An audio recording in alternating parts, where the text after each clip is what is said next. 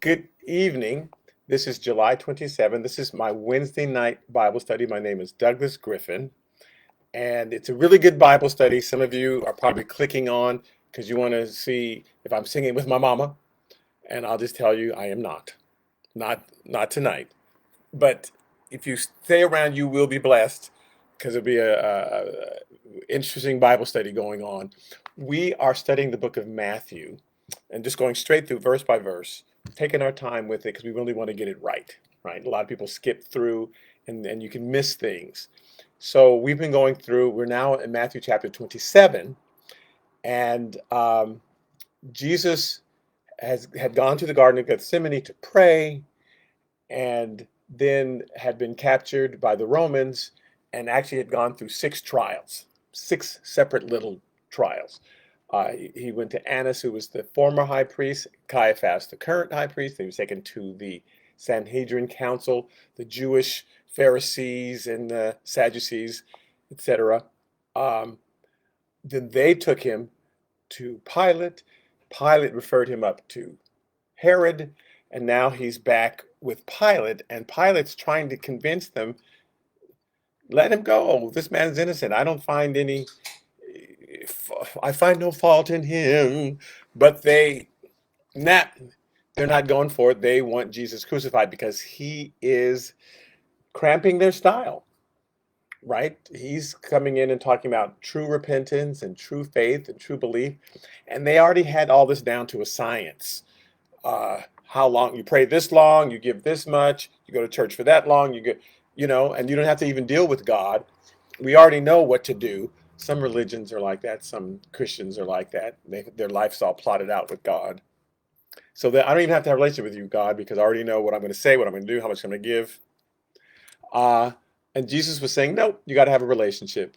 Got to have a relationship. They're all wrong. So they're like, you're saying we're wrong. We have to kill you. So here they are trying to crucify Jesus, which is exactly what he wants. Because God doesn't lose. You think, we'll get you. Oh, this is exactly what I knew you were going to do and what you're supposed to do. And you're just playing into God's plan, but not realizing you're dooming yourself. So it turns out they were the ones on trial. They were the ones on trial. Uh, and Jesus is the judge. So we're going to start from Matthew chapter 27, verse 31. Matthew 27, verse 31, where it says, and when they had mocked him, these are the Roman soldiers. So once Pilate washed his hands of the whole situation, he left them with the Roman soldiers. And they mocked him. They made fun of him. They put the crown of thorns on his head. They took off the bright gold robe that Herod had put on him when he was with Herod, and they put on this crimson robe on him. And they put a scepter in his hand, a reed that they got out of the bushes or something, and they all bowed on their knees and, oh, hell, King of the Jews, and they were making fun of him. The Lord of the universe is there, and they're making fun of him, which is typical. That's what the world does. Oh, Jesus, all that Jesus, and Jesus is right there reaching out, like so. It says when they mocked him, they took the robe off of him and put his own clothes back on him, right? And they led him away to be crucified. Now, this prophecy, particular prophecy, had been given to Jesus because we're going to talk about the road from the temple to the cross. And Jesus right now is in the Temple Mount area in Jerusalem, um, where Pilate was in that same mountainous area. The temple had been built on Mount Moriah, and so um, what happened from the temple to the cross? Next week we'll actually put Jesus on the cross, but we're just going to cover five verses. Amazingly, Jesus going from the temple area to the cross. Now it says in Luke chapter 2, verse 34, when Mary and Joseph had brought Jesus to the temple as a baby, Zacharias sees him. Zachariah had been praying his whole life, and God had told him, I'm going to keep you alive until you see the Messiah. And when he sees the baby, he knows this is him. This is him. Mary and Joseph are like, what's going on? Now, an angel had appeared to Mary and told her something. An angel had appeared to Joseph. But sometimes you think, I made that up. I'm crazy, you know. Did God really say that to me?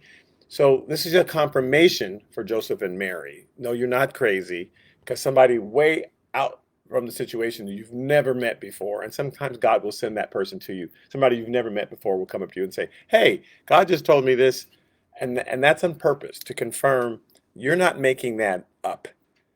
This is really God. So Zacharias comes to not Zacharias. His name is Simon. His name is Simon. I'm making okay. Simon sees Jesus in the temple, the baby Jesus. And in verse 34, it says, Then Simon blessed them and said to Mary, his mother, Behold, this child is destined for the fall and rising of many in Israel. So he's saying both things are gonna happen. And I really had to get used to this idea because we're always told Jesus came to bring peace on earth. And Jesus said, No, I didn't come to bring peace, I came to bring a sword. And we have to get this idea out of our head because there were two things that were going to happen. Jesus told us, I came for the year of Jubilee, but the day of judgment. Both things are happening. And so those who hear and believe will be saved, those who don't will be condemned. And so he says, This child is for the fall and rising of many in Jerusalem. Some people will fall because of him. He says, and for a sign which will be spoken against. So, which is not great news to tell parents. Your baby's going to cause a lot of trouble.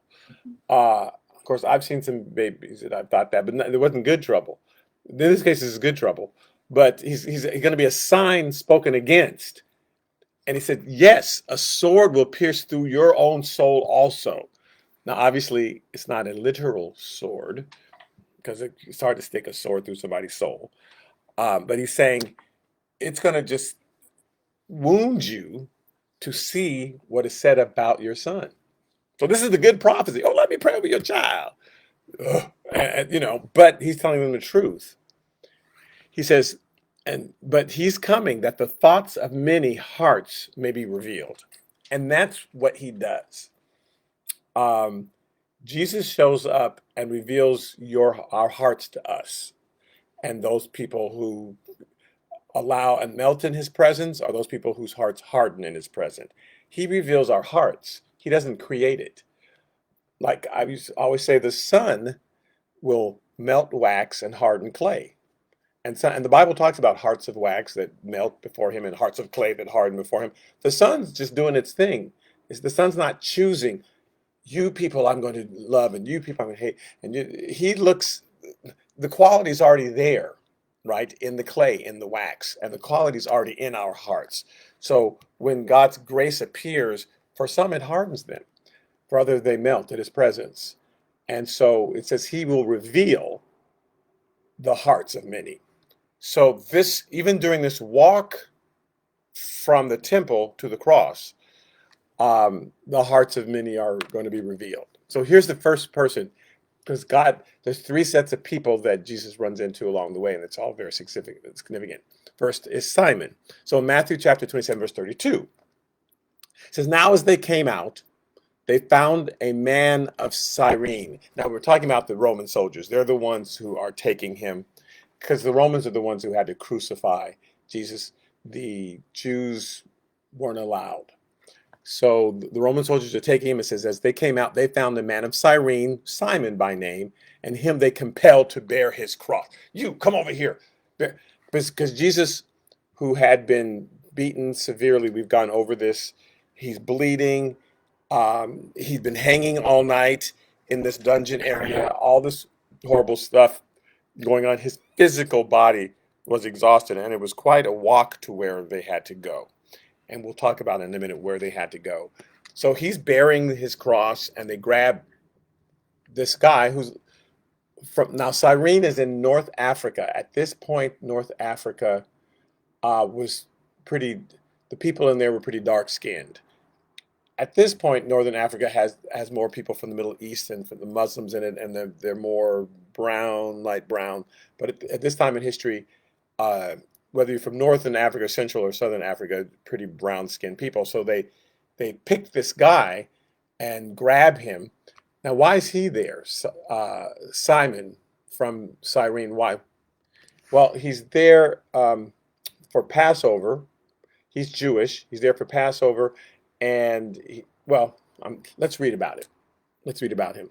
So he comes. He's grabbed from the crowd, and now his life. They think they're doing something. You come over here. You pick up that cross, and because he stands out. He looks a little different than everybody else.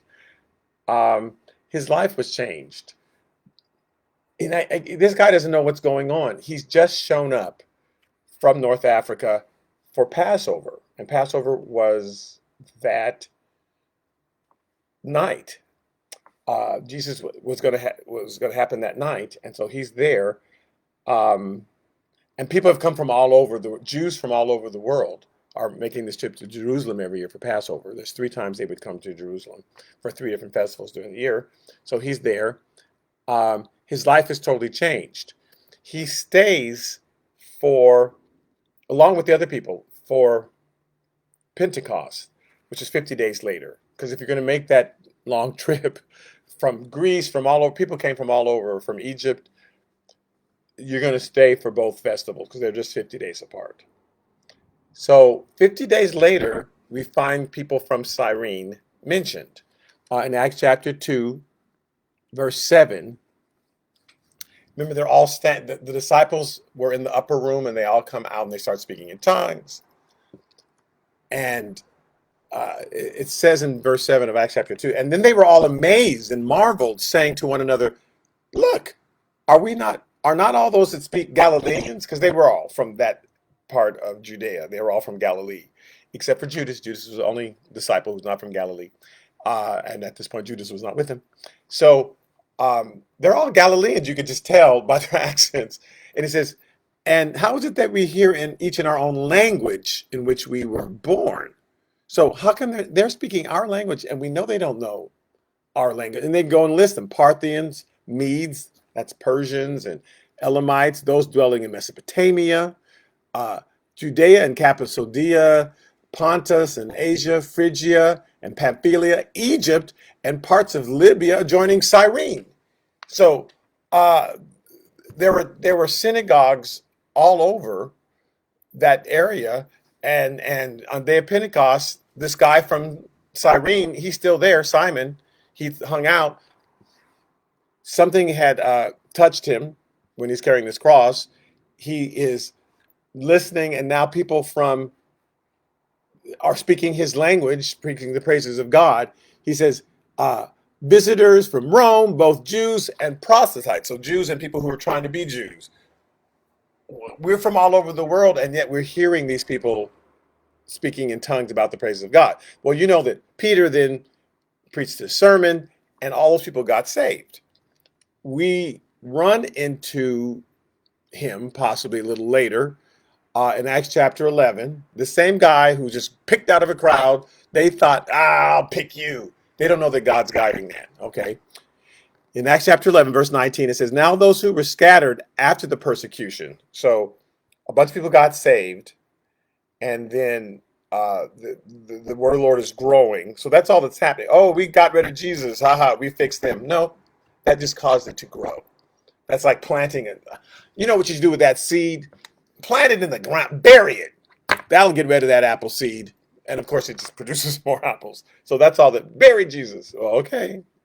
So now people are getting saved, and it's spreading out, and more people are getting saved, and that's spreading out. And the Pharisees are getting very frustrated because what they thought they'd stopped, they'd only sparked so that it could grow. So they persecuted Stephen. And this was exactly 3.5 years after Jesus is crucified. This is the end of Daniel's 70th week.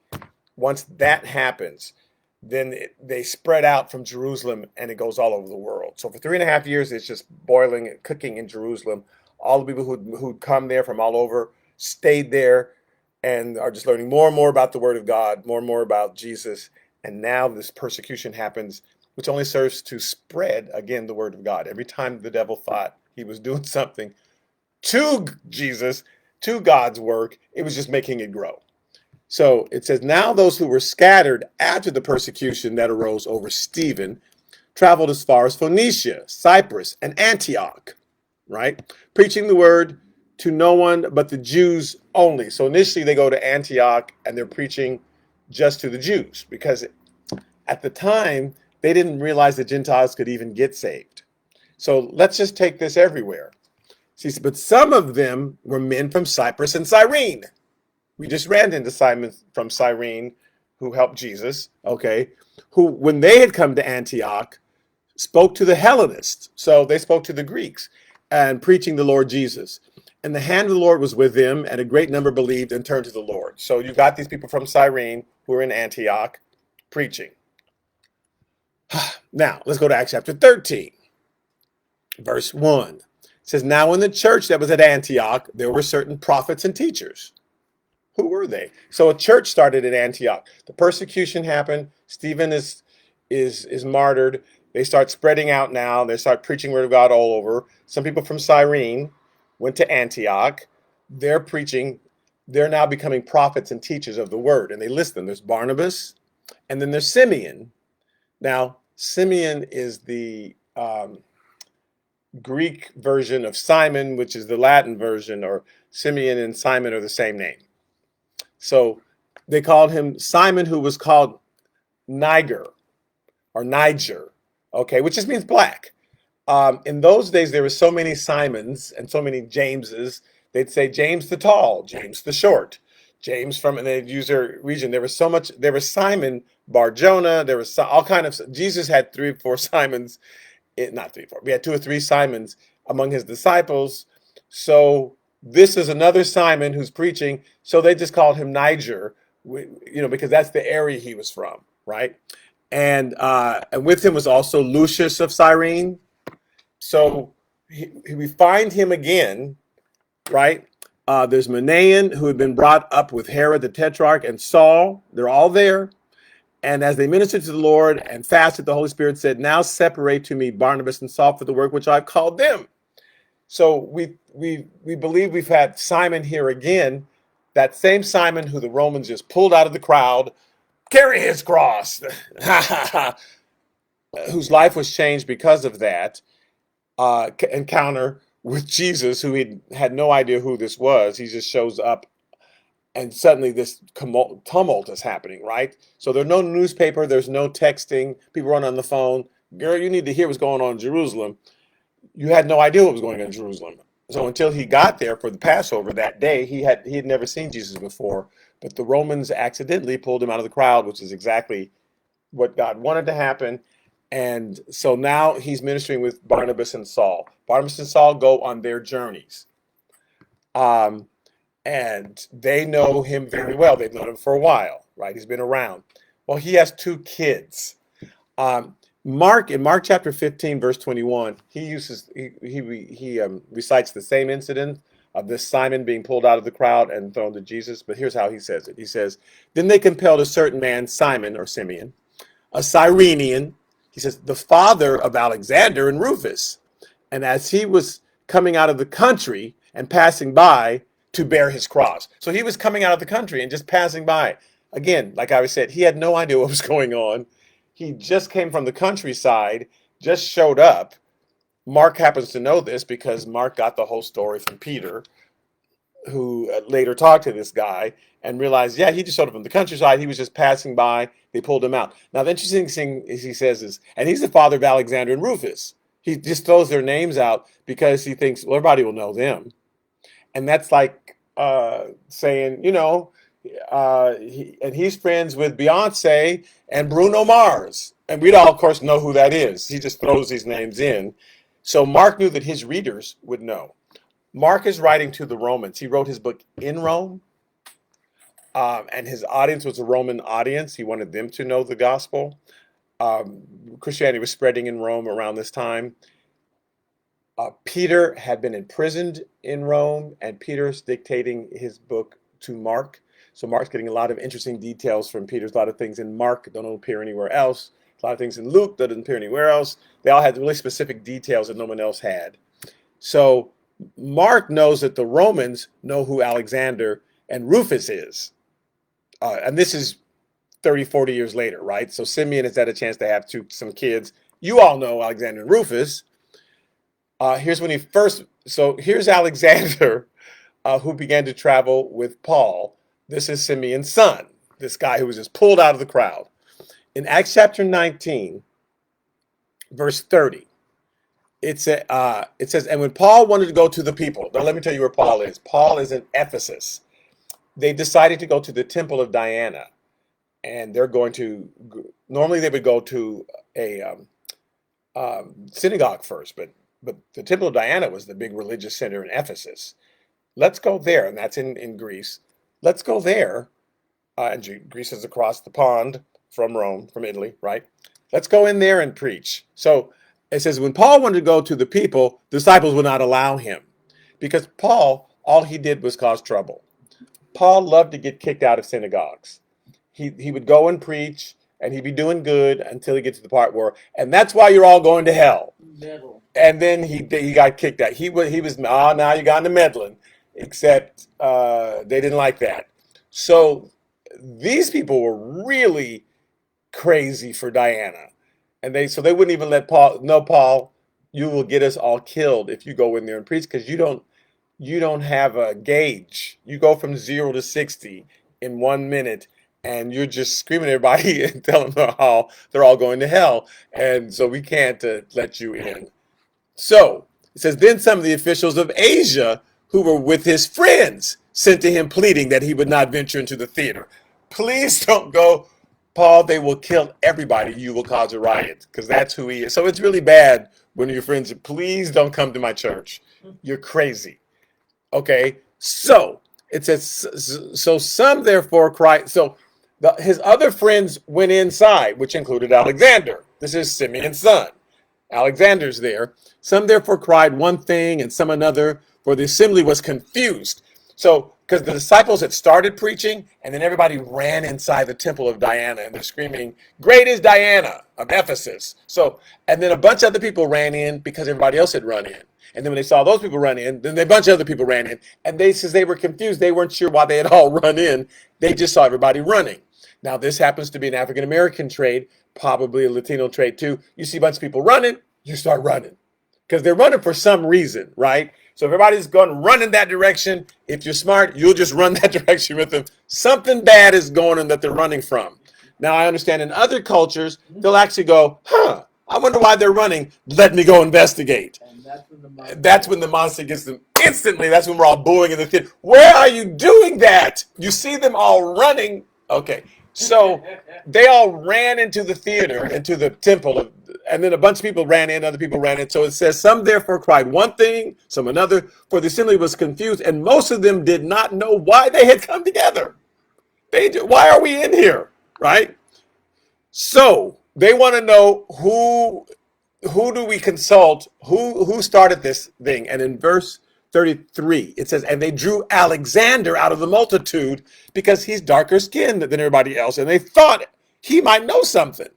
So they drew Alexander out of the multitude, and Jews putting him forward, like, you speak, Alexander, maybe they'll listen to you.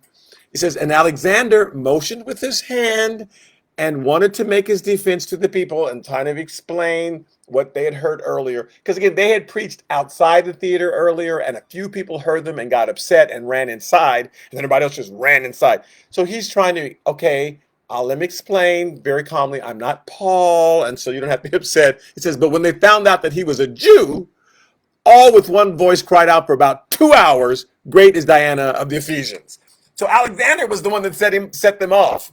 Great is Diana of the Ephesians. Great is Diana of the Ephesians. Great is the Diana of the Ephesians. Now, if I did that for 2 minutes, you would be so angry. They did it for 2 hours. They were out of their minds. They, in a frenzy, they worked themselves up. The whole ritual around Diana was phenomenal. Okay, but that's Alexander.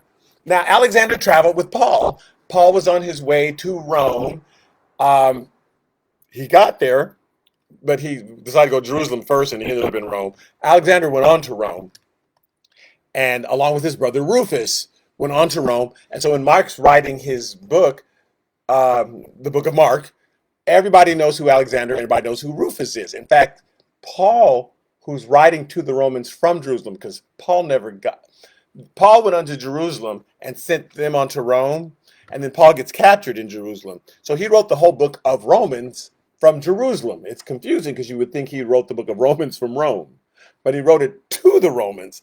I'm not there yet, but I've heard good things about you, and so I'm sending this letter in advance. Hopefully, I'll eventually get there, which he did. In the letter, he's saying, say hi to this person, say hi to that person. And in Romans chapter 16, verse 13, it says, and greet Rufus, chosen in the Lord, and his mother and mine, because they're all there. His mother's there, my mother's there. They're all there. Greet them, because he had traveled with his daddy. He knew Simeon. He had prayed with Simeon when God said, separate unto me Paul and Barnabas. That was his daddy was there in that group. His daddy gotten saved. His daddy had been part of the Serene group that Holy Spirit fell on them and they spoke in tongues. His daddy had been there when Jesus was crucified. His daddy was pulled out of the crowd and, hey, you carry that cross of Jesus. And who knew that that act would be this domino effect, right? And then all this stuff would spring from that. And then Paul would eventually meet Simeon, and that he'd have his kids traveling with him, et cetera, et cetera, et cetera. So God knew. God knew. So even on the way from the temple to the cross, there's a life-changing experience. The man said, Simon, who also is named Simeon, but this particular Simon who was in the temple when they brought baby Jesus, says he's going to be for the fall and for the rising of many. And that even on the way to the cross, there's the rising of Simeon, of Simon, and now here's the fall of some. So it says that in Luke chapter 23, verse 27, right after, so Simeon is now carrying the cross for him. Now, it's one plank that was very, very heavy because the vertical plank was already in the ground. Jesus just carried the plank that was going to be horizontal, the crossbar that his arms would be put on, right, and nailed to. So that's the part that he's carrying, but his body just won't do it anymore. And so, or at least the Romans thought so. So they grabbed it from him and Simeon, you carry it. Life-changing experience. Okay, so as he's walking, it says, verse 23, verse 27, chapter 23, verse 27 of Luke, says, and a great multitude of the people followed him, and women who also mourned and lamented him. But Jesus, turning to them, said, daughters of Jerusalem, do not weep for me, but weep for yourselves and for your children. So this is a man on his way to the cross, on his way to be crucified. He's encouraging them. He's praying for them. Don't weep for me, because what I am doing, I'm supposed to do. This is going to be for the good of everybody. I'm as horrible as it looks. It's part of what will save the world if you believe. But you need to weep for your children, because they're the ones who don't believe. They're the ones who are looking at this incident the exact wrong way. Remember, Jesus is going to be the rising and the fall of many. Well, here's the fall, because the people are looking at going, ha ha, yay, we got rid of that guy. They're going to be judged in 40 years. Judgment is coming on Jerusalem, and a great Holocaust is going to happen in 40 years. We talked about that in Matthew chapter 24, and that's what Jesus is lamenting, because this is the turning point. However you feel about this cross and this crucifixion that's happening will determine whether you will live or die in eternity, and whether you escape the judgment, the physical judgment that was coming on Jerusalem right then. Okay, so the believers were going to be scattered from Jerusalem. The believers were going to leave Jerusalem, but the non-believers were going to stay in Jerusalem thinking, haha, we've won, and tragedy was coming on them. So Jesus said, daughters of Jerusalem, do not weep for me, but weep for yourselves and for your children. For indeed, the days are coming in which they will say, blessed are the barren wombs that never bore and breasts that never nursed. Then they will begin to say to the mountains, fall on us, and to the hills, cover us. For if they do these things in the greenwood, what will be done in the dry? So let me explain it. So he says the day is coming where people will be cursed. Blessed are the barren wombs, who didn't bore children, who are going through this, because a horrible Holocaust happened to the Jews. They did such horrible things to them in 70 AD, 40 years from this time period. And I'm just reminding us that when Moses brought the people out of Egypt, there was a 40-year time period before they crossed into into the promised land. And the believers crossed over and the non-believers died and perished and dropped in the wilderness. And he's doing the same thing. Jesus is that Red Sea that people are crossing over, and you either get saved in the wilderness and go and continue on into the promised land, or you drop in the wilderness because you're choosing not to believe. And so it's that same 40-year period. He did that same 40-year period in Jerusalem. So he's saying at that point, they're going to say to the mountains, fall on us, because such horrible things like hide us, and to the hills, cover us up, because of the tragedy that's going on, how they are mutilating Jews because they stayed in Jerusalem not believing that Jesus was Messiah. Because he says, for if they do these things in the greenwood, that means like a plant that's still green that hasn't really blossomed, like a green banana. It hasn't fully blossomed yet. If they do these things in the greenwood, what will be done in the dry when it's finally, totally ripe? So this is just the beginning of sorrows. We know that from Matthew 24. This is the beginning of sorrows. It's going to get worse, worse, worse, worse. So if this is how they're treating me now, just imagine what the Romans are going to do to all of you. What you were seeing with me is going to fall on you. So don't weep for me. Weep for your children who are about to experience what's about to happen. Okay, now, so Jesus ran into Simon. He runs into the women. He's about to run into one more group. But let's talk about where he's going.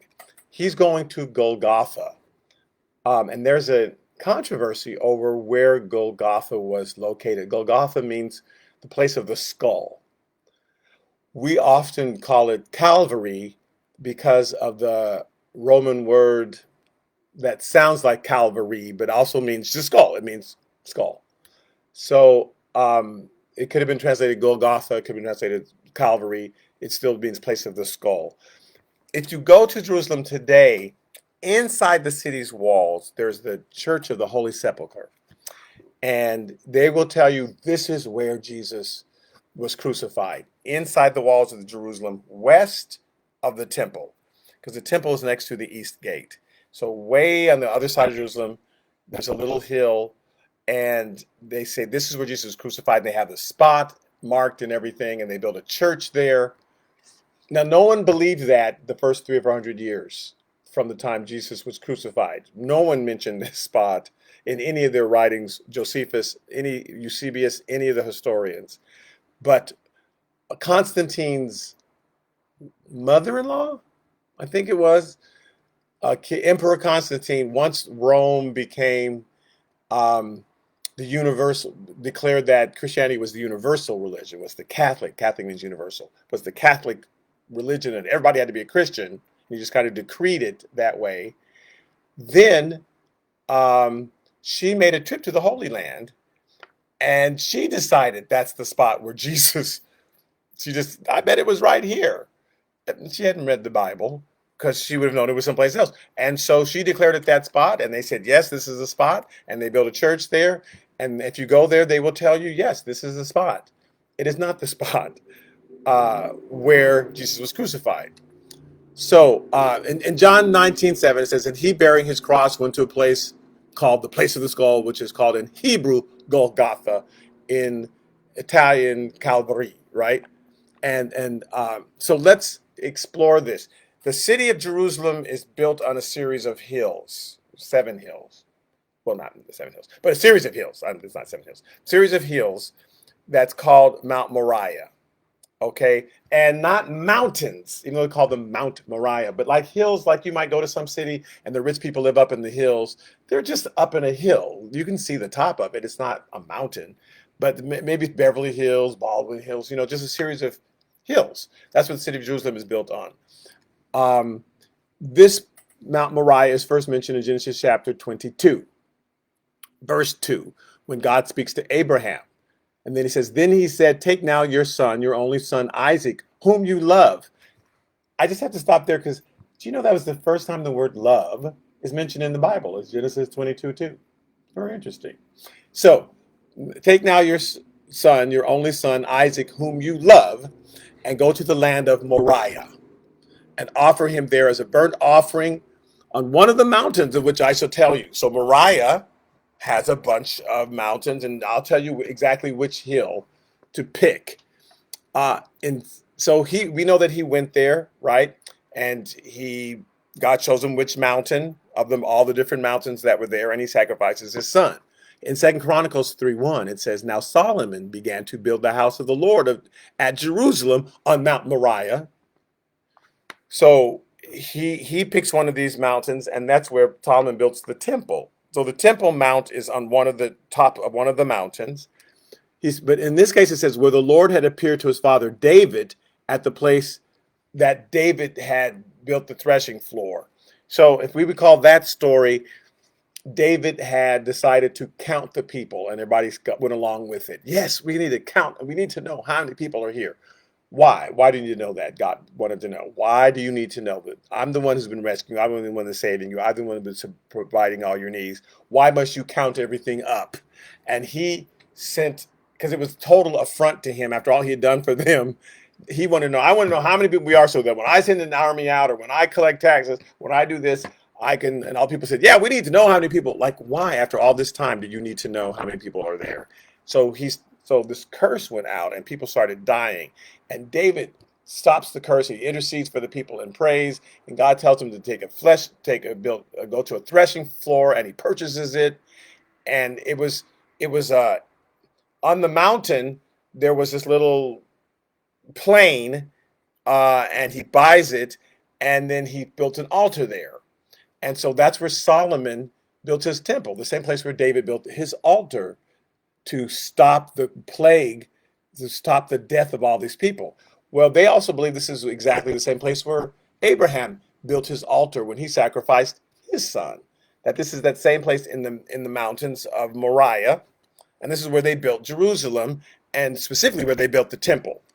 In Numbers 19, chapter 19, starting with verse 1, Moses establishes a principle, because we want to identify where Golgotha is, where Jesus is walking to. So it says, now the Lord spoke to Moses and Aaron, saying, this is the ordinance of the law which the Lord has commanded, saying, speak to the children of Israel that they bring you a red heifer without blemish, in which there is no defect, and on which a yoke has never come. So he's saying, let me teach you how to do sacrifice. And they're not yet in Jerusalem, but God's just simply teaching them how to do sacrifice. So he's talking to Moses and Aaron. They're in Mount Zion, and they're not exactly in Mount Moriah. They're in Mount Zion, which is nearby. But he says, I'm going to teach you how to do sacrifice. I'm explaining the principle to it. So you have to go out and find a young cow that has no blemish, in which there is no defect, and in which a yoke has never come, meaning no human has put its yoke on it and told it where to go. Only God has told this animal where to go. They believe that the animals just move by instinct. They know when to go feed themselves. They know when to go drink water, because God is speaking to them directly. And then man gets involved and try to put animals on a schedule and feed them what they want them to feed them, and that's man getting involved. So he says, no, there's a principle I'm trying to show you. So no defect, no blemish, no yoke's been put on him, right? And then you shall give it to Eleazar, the priest, that he may take it outside the camp. So we've got the camp of meeting, the tent of meeting, where God was coming down in his presence, and that later became the prototype of the temple. God's presence come in the temple, but you need to take them outside the camp. So, and it shall be slaughtered before him. So the sacrifice has to happen outside of the temple, right? That it may be slaughtered before him, and the Eleazar the priest shall take some of the blood with his finger and sprinkle some of the blood 7 times directly in front of the tabernacle of meeting.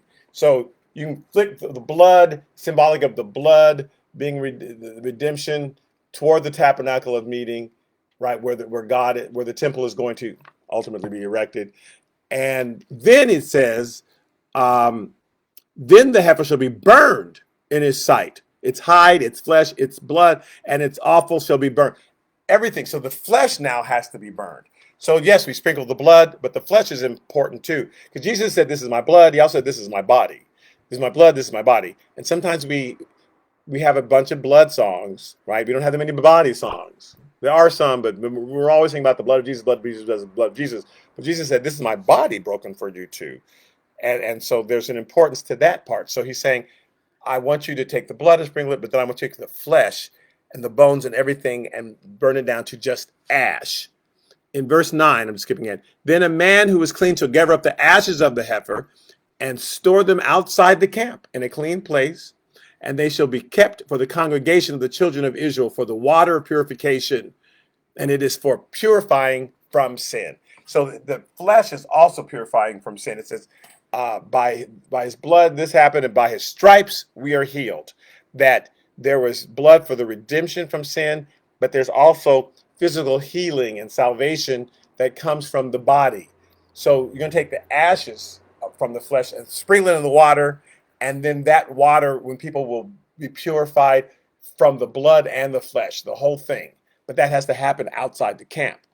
Well, the writer of Hebrews, in Hebrews chapter 13, verse 11, says this.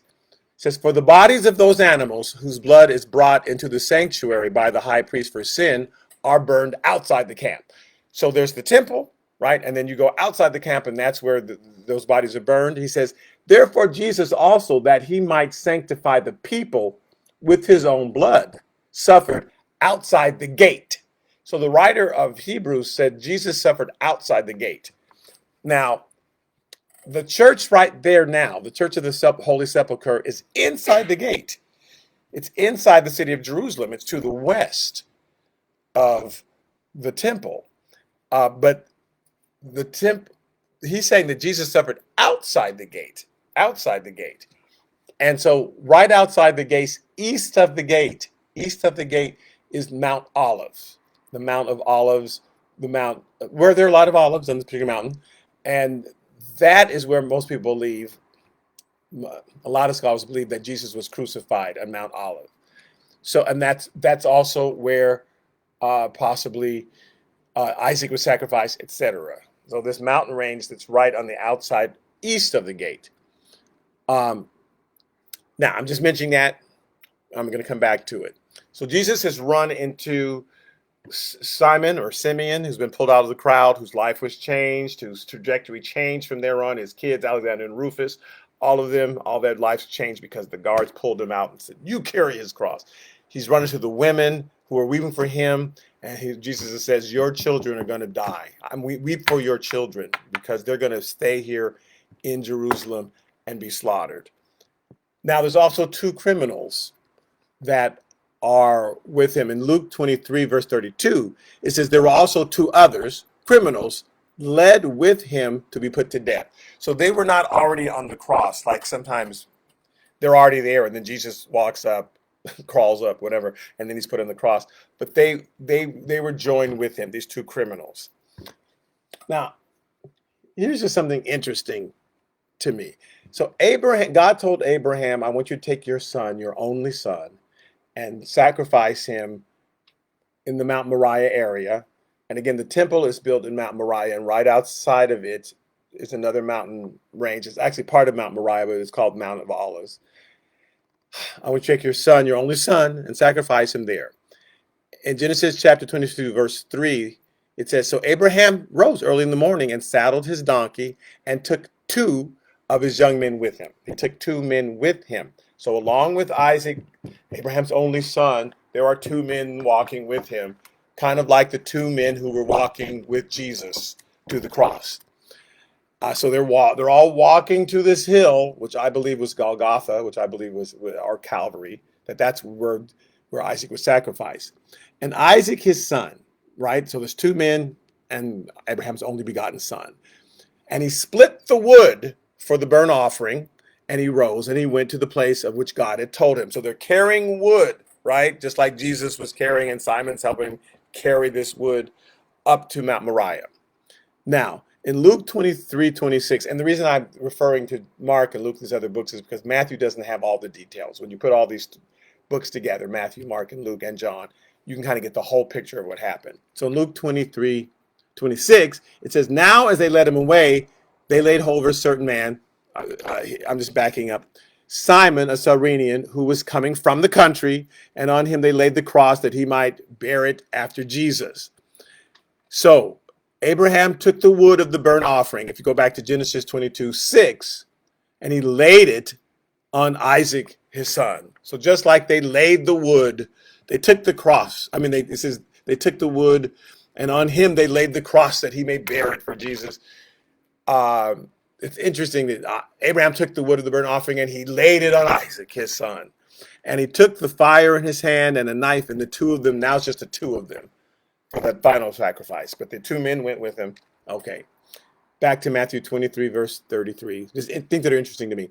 And when they had come to a place called Golgotha, that is to say, the place of the skull. So when they finally got to that hill, which is the place of the skull, which the writer of Hebrews says was outside the camp, outside the city, which is where the Mount of Olives is. The Mount of Olives is right up. There's a little brook called Kidron, and then there's a Mount of Olives. Okay, so the last major time that somebody took this long walk to the Mount of Olives, like Jesus is taking, I believe, to the Mount of Olives, and not to that church inside the city, but the Mount of Olives outside the city. It's the last memorable time in the Bible that somebody took this amazing walk is in 2 Samuel chapter 15.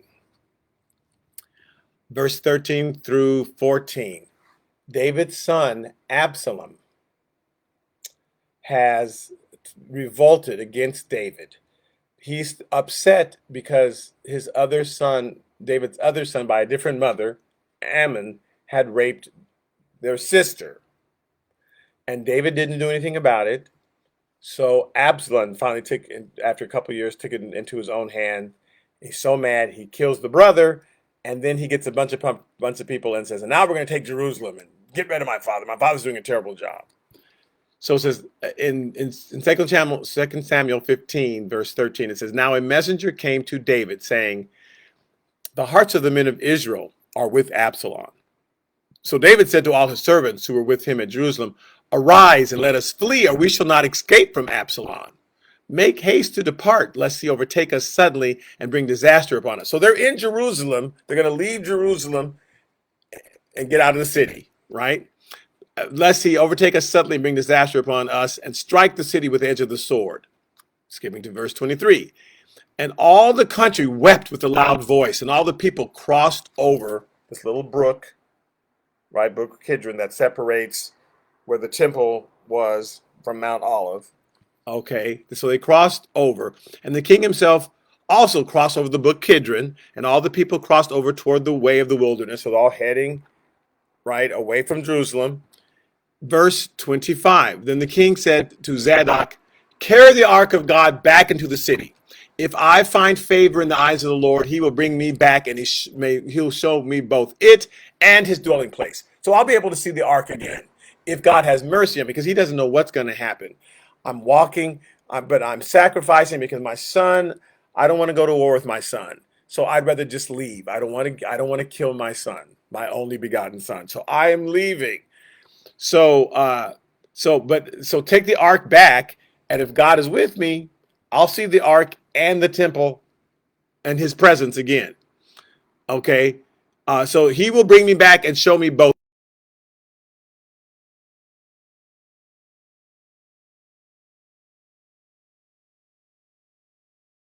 God may be mad at me. This may be all my fault. I should have done something with Ammon. I shouldn't have slept with 5 different women and had all these different sons. It's all my fault. So David is extremely